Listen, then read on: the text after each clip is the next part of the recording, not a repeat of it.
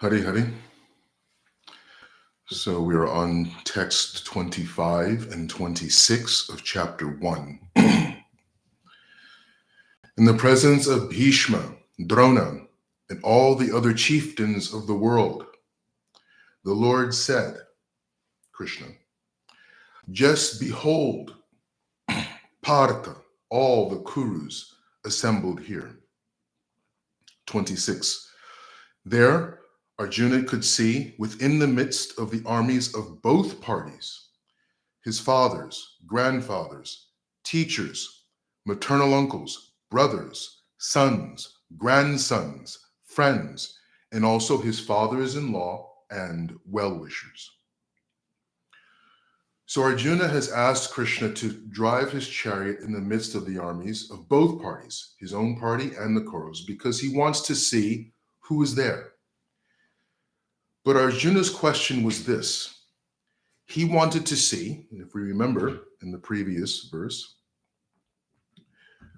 who is there to fight on behalf and to please the evil-minded son of Dhritarashtra. This was Arjuna's request of Krishna. Krishna draws Arjuna's chariot right in front of Bhishma and Drona. He doesn't pull the chariot specifically in front of Dushasana for a reason. There is no love lost between Arjuna and Dushasana. Krishna brings the chariot in front of Bhishma and Drona specifically because Arjuna has a deep, loving relationship with Bhishma, his grandfather, and Drona, his guru. Not only that, Krishna draws the chariot in such a way that not only can Arjuna see Bhishma, his grandfather, Dronacharya, his guru, but he can also see the warriors on his own side. He sees his sons. He sees his father-in-law. He sees many of his friends, family members, and well-wishers. So he sees not just the opposing army, he sees the soldiers on his own army as well. In other words, Krishna is not going to allow Arjuna to be swayed, or let's say blinded rather, by his enmity of the Kauravas that enables him to block out the consequences of what's going to happen here. If Arjuna is driven by rage, and this is the nature of anger, if Arjuna is driven by rage, he will not have the broad-mindedness to see the scope of the consequences of the Battle of Kurukshetra. So Krishna needs Arjuna to be in a state of mind where he can see the scope, and the depth, the extent of the consequences of what's about to happen. So Krishna puts him in front of Bhishma, where Arjuna's heart begins to melt. He puts him in front of Dronacharya, where Arjuna's heart begins to melt. He puts him in front of his sons, Abhimanyu, his Shrutakirti. He puts him in front of his nephews. He puts him in front of his father-in-law, Drupada. He puts him in front of his own brothers, his other friends, his disciples. Arjuna had his disciples as well. Krishna puts him in a situation where Arjuna sees all of these different grades of friends and relatives. He doesn't put him in front of Dushasana. There's no point in putting him in front of Dushasana. That would simply enrage Arjuna and blind him to what he needs to see. Krishna is not going to allow Arjuna to engage in a war, to engage in any activity without understanding the full and complete consequences of those activities and the scope of the consequences of his choices. Now, Arjuna has a very important decision to make. And the most important is a does not begin to describe the enormity of the decision Arjuna has to make, whether or not to engage in the battle of Kurukshetra.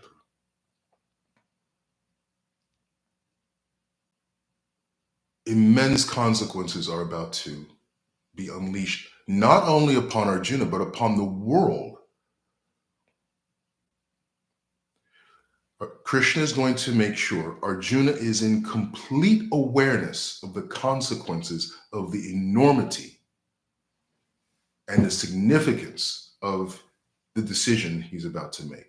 Now, in making that decision, and this is very instructive, this is one of the greatest lessons of the Gita, is that this is the single most important decision of Arjuna's entire life. The consequences are literally life and death. There are no greater decisions than decisions that are existential in nature, both literal and figuratively. And we see when Krishna begins to guide Arjuna in making that decision, Krishna first addresses the most important factor in decision making, the factor upon which all other aspects of decision making rest, and that is a spiritual foundation. Krishna does not ask Arjuna, well, what do you think about this? What do you think about write a list of pros and a list of cons. That is not what Krishna instructs Arjuna to do. Krishna makes sure that Arjuna's consciousness is completely purified and on a spiritual level. When Arjuna's consciousness, when his state of being, when the paradigm through which he is operating is completely spiritualized, is based in his fundamental spiritual nature, then still Krishna does not say, let's weigh the pros and the cons. Krishna says, now do what you want to do. Krishna does not help Arjuna make a decision. This is an erroneous description of the Bhagavad Gita. Sometimes you will hear people say the Bhagavad Gita is about Krishna getting Arjuna to fight. And then they add on that there's a lot of philosophy to help him make that decision. No, absolutely not. Krishna tells Arjuna, everyone here, everyone you see here, I have already killed. Whether you decide to fight or not, it's a foregone conclusion. I am the Supreme Personality. I am Bhagavan. I am Parabrahman. I've already decided the outcome of what's going to happen here. There's nothing you can do to change what I have already decided is going to happen. If we know the story of Krishna, we know that Krishna specifically made his appearance because Bhumi Devi and Lord Brahma asked him to get rid of the kings and the leaders of the world who were exploiting the earth and its people. That is a specific reason for Krishna's descent in this world. So Krishna tells Arjuna in the 11th chapter, this is a foregone conclusion. So Krishna was not trying to get Arjuna to go to war. Krishna's only purpose was to teach Arjuna how to make decisions in life. And that also means humanity by extension, because the Bhagavad Gita is for all of us. How do we make those decisions?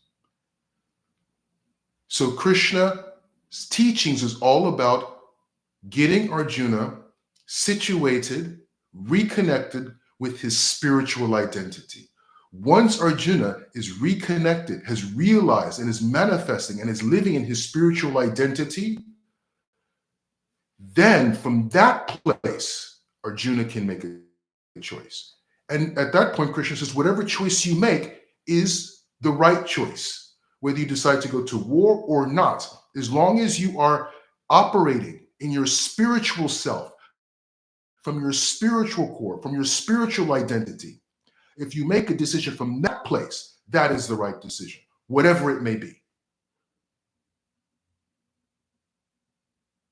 So when we look and we go through lives and we look at the decisions, the life-changing decisions, and even maybe not the life-changing decisions, any decision we like in life, we have to make sure we are operating and we are situated in our spiritual nature. Our spiritual nature is not covered, is not conditioned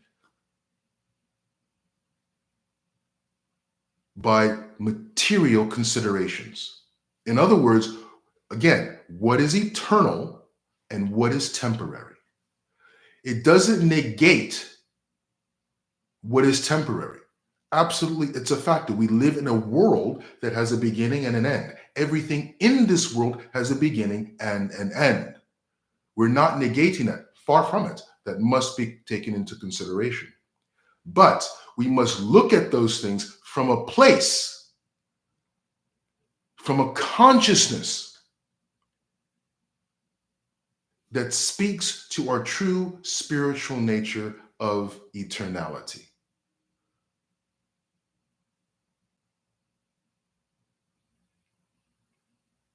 When we are situated, when we are grounded, when we have reclaimed, reconnected with our spiritual nature, when we have come to exist and have a consciousness that is spiritual in nature, the decisions that flow from that will always be for our ultimate eternal benefit. Even when the decisions are of a temporary material nature of this world.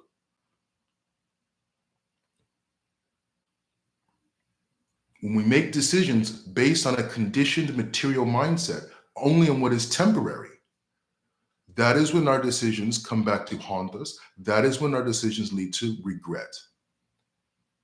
Because the consequences of those decisions, which we made based on what is temporary, we must endure. But when the consequences of our decisions, which are made in a spiritual context, are based on what is eternal, then the consequences that we endure also are eternal and are also to our benefit. So the teachings of Krishna, the teachings of Bhagavad Gita are not about so much about decision making. It's not about whether or not Arjuna should go to war. The issue is very simple. Ground, reconnect with your spiritual identity. We are spiritual beings having a human experience. We forget that. We think we are human beings. We think we're human beings having a spiritual experience, whereas it's just the opposite. It is not that we're human beings and we must become somehow spiritual. No, we are spiritual beings. The problem is that we've so engrossed and involved in our human experience that we forget that we are spiritual beings. No, we are spiritual beings. Therefore, we have to make decisions from our spiritual identity, even in a world that is temporary, even in this human experience.